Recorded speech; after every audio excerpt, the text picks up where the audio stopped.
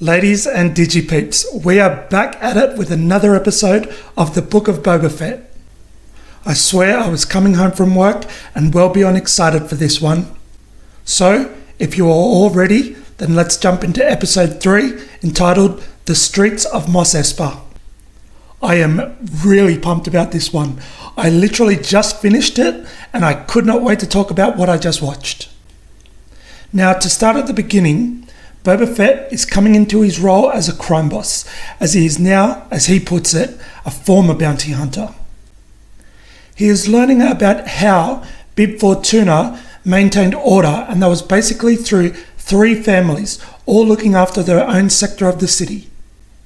I am sure these families will become a major part of the story later on down the line, but we are interrupted by a water salesman. He claims, to the disappointment of his daimyo, Boba Fett, that he is being robbed by cyborgs, and he beseeches him to put a stop to them. We then move into Boba coming across these thieves who have all manner of cybernetic upgrades on display, and they claim they stole the water because they cannot afford the prices the salesman is charging. Now, this was one tense interaction, but Boba has the perfect solution, that they come and work for him. Again, so great to see Boba displaying leadership tactics and some out-the-box thinking, not only to solve the city's issues, but also appease those who live on the desert planet. We then of course have another dip in the Bacta tank and another flashback to the dunes of Tatooine, and Boba as a fully recognised member of the Tuskens.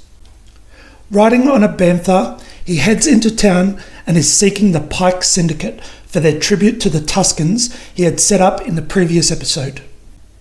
Their superiors, however, claim that they are already paying protection money to the Kintan Striders, a group Boba promises to handle that day. However, on his way back to camp, he rides in to spot all of the Tuskens dead and a symbol spray painted on a burnt down hut. The same symbol he saw a group of raiders tag on a building after they had roughed up a local. I can only assume it is these Kintan Striders. Boba then lays the Tuskens to rest and burns their bodies, and I mean it, the tears in his eyes really struck home for me here. Boba is this rough and tough outlaw, but these men who took him in and died without him there, I can only imagine that his quest for vengeance is going to take centre stage later in future episodes. Then a rude awakening from Black Chrysanthemum, the Wookiee gladiator I mentioned from last week, who was employed by the Hutt cousins. It turns out this was the first ever live appearance of a character with a very rich history in the Star Wars universe. As soon as last week's episode was over, I saw a number of videos pop up of this character being exiled from Kashyyyk, having dealings with characters like Obi-Wan Kenobi and Darth Vader. I am so excited to see him portrayed in this series. Now, to say this fight was one-sided would be an understatement. Wookiees are massive beasts that do not seem to care about the odds. I say that because we eventually get a save from the cyborgs that Boba had just hired, and again, it is so great to see the changes that Boba is trying to implement are working in his favour. He's starting to get his own little crime syndicate that just grows bigger each and every day. Of course, the Gamorreans get involved, and they did not pose much more than a roadblock for the enraged Wookiee, who was again surrounded, but this time Fennec Shand came in with the save, dropping Black Chrysanthemum into the Rancor pit. And then, one of the highlights for me from this episode, one of the Gamorreans were bitten in the fight and seemed a little worse for wear, so Boba tells his partner to take him to his Bacta tank. This pig security guard could have just been dismissed or even tossed out as just a casualty of the fight, but Boba gave him access to his own personal Bacta tank to heal. I love the respect he shows to his people. I would gladly work for a boss like him. So Fennec tries to calm Boba down with a feast, but he is adamant that he must retaliate. He must strike back after such a blatant attack on Tatooine's new daimyo. He receives word, however, that the Hutts are there and want to talk. The pair actually apologise for the attempt on his life and provide him with a peace offering, a baby Rancor. When I saw this beast being carted in, I swear my heart flooded. I love this creature. He just adds a presence to scenes you cannot get if it has a lack of Rancors.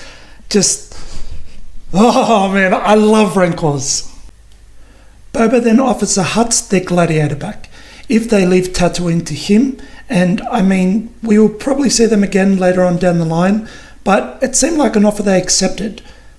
However, it came with fair warning that the mayor is making plays for his territory as well.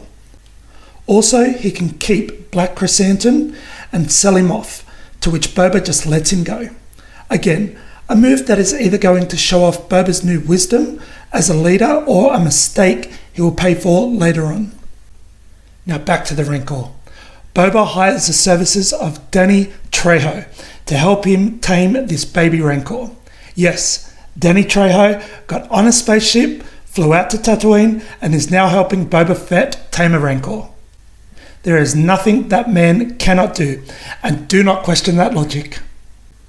Danny explains that Rancors are actually very loving creatures, and that they imprint on the first person they see. The Night Sisters, which was a nice nod to some Star Wars lore, even used to ride them, and Boba now wants to learn this skill too. If we see Boba riding around Tatooine on a Rancor, this show may just be my new favourite live-action Star Wars media. That is probably before I see the new Obi-Wan Kenobi TV series. This show's just killing it right now. Even the Rancor lore, I will be the first to admit it. I saw these creatures as just untamable beasts that served as small bosses in some battles in some previous Star Wars games that I have played before getting to the big bad at the end of the level. To hear how they are lovable creatures, the fact that they imprint, and that they used to be ridden by Night Sisters. Even Boba finding spots behind his ear to scratch that he actually enjoyed. We just need to give Star Wars to Jon Favreau right now. Let him helm all the Star Wars media going forward. So with his ever-growing empire now being threatened by the likes of this disrespectful mayor, Boba and Fennec pay a visit to his majordomo, who I just love seeing shiver as Boba enters a room he is occupying. He makes a claim that the mayor is indisposed and cannot see the daimyo, but this time makes an exception for his time-sensitive meeting. An excuse he uses just to run, but then we get a pretty awesome chase scene between him and the cyborgs now under Boba's employ.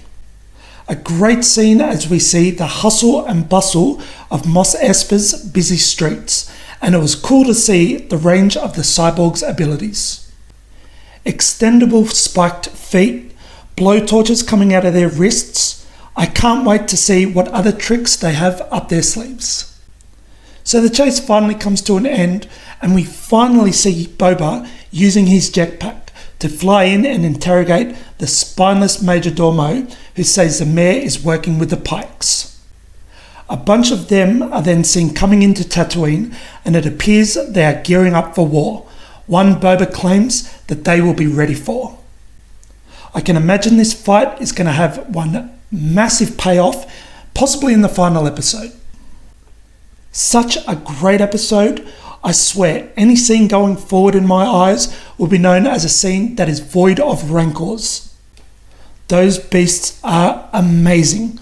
I cannot wait to see how Boba continues to train with his new pet and how he will gain his respect throughout the cities of Mos Espa going forward.